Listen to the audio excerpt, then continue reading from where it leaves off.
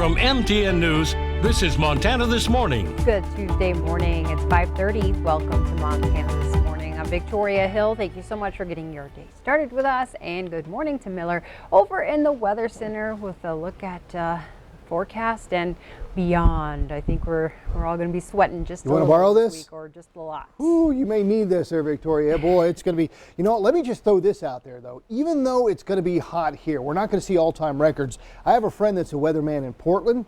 Here's some numbers that he shot to me. It's the hottest it's ever been. Yesterday at the airport, actual temperature 116 degrees. Isn't that crazy? They've had 3 record days. Before this heat wave started really on Saturday, their all-time record high was 107. Saturday they hit 108, Sunday 112, and yesterday 116. That's rough. That is something. Now we're very lucky because last week we were looking at model trends that was trying to push that excessive heat into our area. Now it is going to be hotter than normal, no doubt. Very, very hot, dangerous heat in our area, but nothing like that as our models cool down just a bit. So at least we got a little lucky in that aspect. Beautiful shot across Yellowstone County right now, courtesy of the Stockman Bank weather cam. 62 at the airport, humidity's at 43%. That dew point's at 39. By the time we get to Thursday, especially off to our east, we could see that dew point getting into the 60s, and that's going to make that heat index skyrocket, maybe up to 105. That feels like temperatures out there as we head into the weekend. Temperatures around the horn right now, we've got 50 in Livingston, Roundup at 56, down in Cody at 57, Graybull 58, and the Crow Agency sitting at 50. Highs today, you're going to see a lot of 90s across the board, and we're only getting hotter. We'll go 93 today here in Billings with lots of sunshine to get us there. Of course, we are going to stay very dry. By Thursday, Red Lodge down to Cody over to Sheridan could see some isolated showers, and then maybe more widely scattered showers as we get into Saturday. We'll talk about that with the main forecast coming up in just a bit, Victoria. All right, sounds good. And in the meantime, I'll take care of all the news side of things. Thanks. Our top story this morning, the U.S. Supreme Court just delivered a gut punch to the coal industry in Montana and Wyoming. Justices ruled the 2 states are not allowed to sue Washington state over its decision to not allow a coal export dock to be constructed there. The facility would have shipped Montana and Wyoming coal to Asia. Washington officials cited environmental concerns as the reason for blocking the permit, but Montana and Wyoming argued the move violated trade protections within the U.S. Constitution. Wyoming Governor Mark Gordon called the ruling extremely frustrating. The Supreme Court is also rejecting a Virginia school board's hopes of reinstating a transgender bathroom ban. A lower court ruling found that policy to be unconstitutional, saying it violates Title IX, which bans sex discrimination in schools. The suit stems from a transgender student who was told he could not use the boys' bathroom at his public high school. The Supreme Court decided not to hear the case, which meant the lower court's ruling was upheld.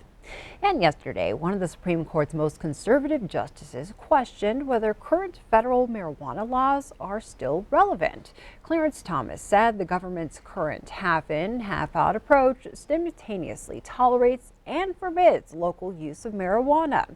His opinion came as the High Court refused to hear the appeal of a Colorado medical marijuana dispensary fighting for federal tax breaks. Under federal tax law, marijuana businesses are not allowed to deduct business expenses.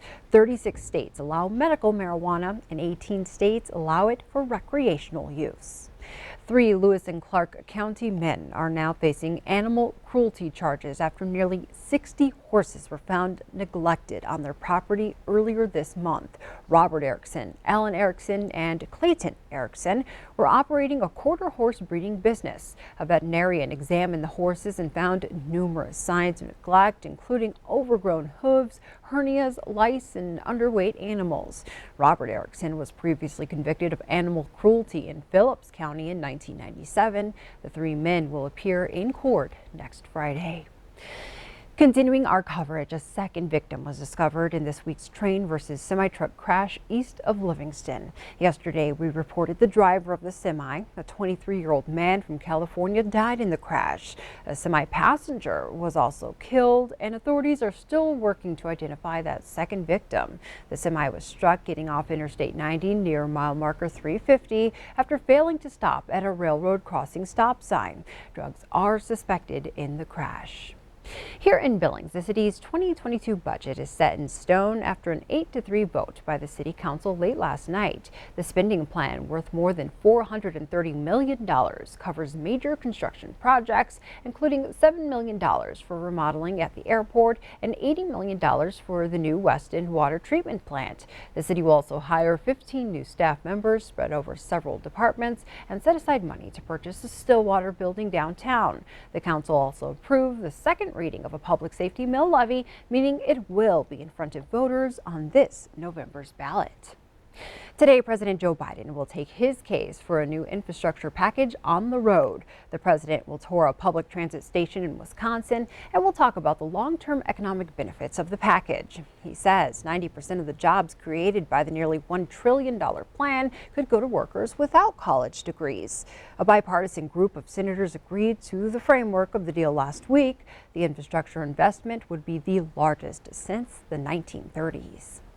In Florida, the death toll is now at 11, and about 150 people are still missing after last week's building collapse. CBS's Tina Kraus has the latest on search efforts. As the rescue effort continued in the background, a vigil was held on the beach in Surfside, Florida last night. We're trying to do the best we can, set a good example to be strong. Despite a small army sifting through the rubble 24 hours a day, no one has been found alive since the day of the collapse. Families, because of the process we've gone through, are coming to their own conclusions. Some are feeling more hopeful, some less hopeful, because we do not have definitive answers. Relatives have been allowed to watch the work from a neighboring building. Officials are asking for their patience as they work as fast as possible. We're not lifting, floor by floor. We're talking about pulverized concrete. We're talking about steel.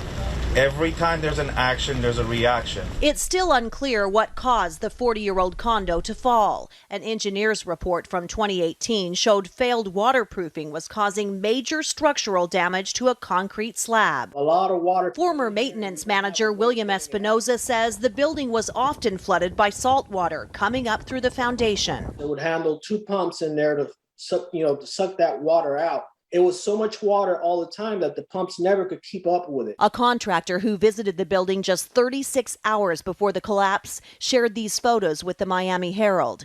He noted cracking concrete and severely corroded rebar under the swimming pool. Tina Kraus, CBS News. The contractor was there to estimate a price to work on the pool. It was just one part of a multi-million-dollar restoration project underway on the 40-year-old building. Derek Chauvin appears to be close to a plea deal on federal charges. These charges are for violating George Floyd's civil rights and not his death directly. The possible plea deal includes a sentence of 20 to 25 years.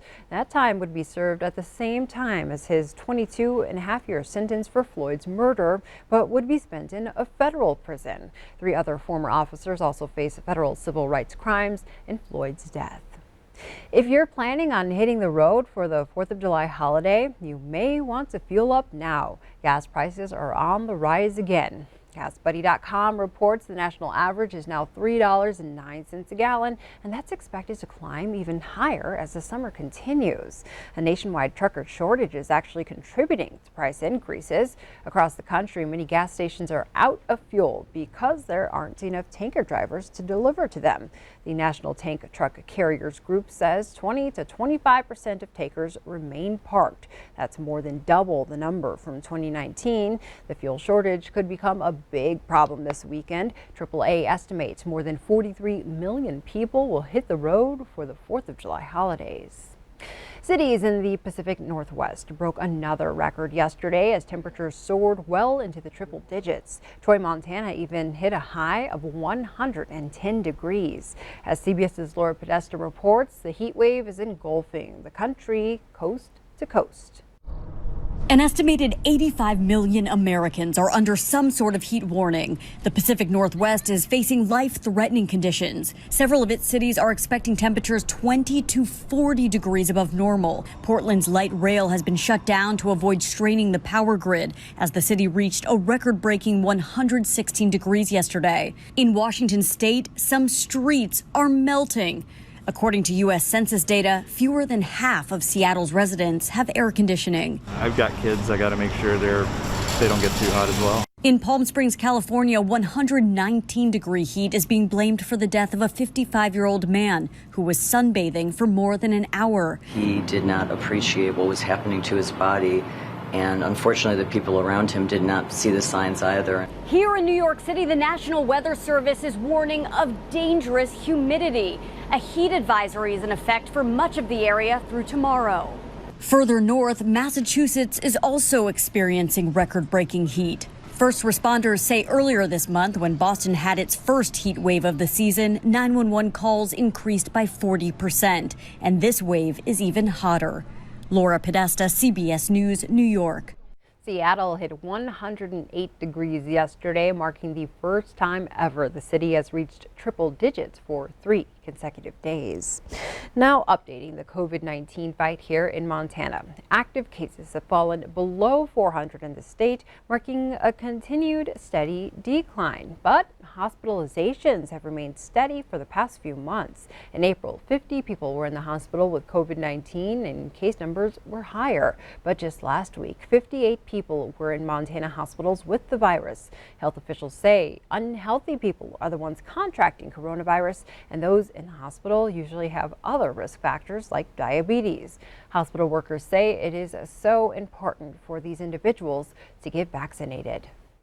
A lot of people are hesitant, I think, because of how sick they might get if they're vaccinated, but I can testify that being hospitalized with COVID is a lot more detrimental to work schedules and lifestyles than the vaccine. Just yesterday, a Yellowstone County resident passed away from the virus. The man was the 6th person to die from the virus in the county this month and 275th overall. Nationally, many Americans are looking to put COVID-19 concerns and restrictions behind them, but health experts caution the pandemic is not over yet. CBS's Natalie Brand has the latest.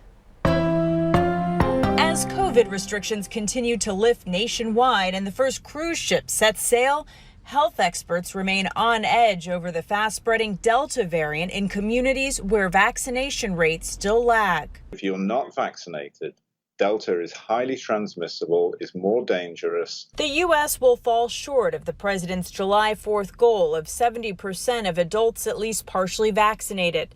And a number of southern states remain below the national average. Arkansas governor, facing a rise in new cases in his state, says the overwhelming majority of hospitalized patients have not been vaccinated. If incentives don't work, reality will. And as you see the hospitalizations go up, the cases go up, I think you'll see the vaccination rate increase as well. Other states are still banking on incentives to help boost vaccination rates. We still have $3 more million-dollar drawings. And North Carolina's governor introduced the first 2 winners of its COVID vaccination lottery. Who believes that you're going to win $1 million? A second lucky winner received $125,000 for college. Another dose of encouragement comes from a new study that says the 2-shot vaccines made by Pfizer and Moderna may protect against the coronavirus for years. But some infectious disease experts are now considering whether the Johnson & Johnson single-shot vaccine may require a booster shot of a different vaccine to protect against the more contagious Delta variant. Right now, the CDC is not recommending booster shots for any of the approved vaccines in the U.S. Natalie Brandt, CBS News, Washington. Thank you so much for starting your Tuesday with us here on Montana This Morning.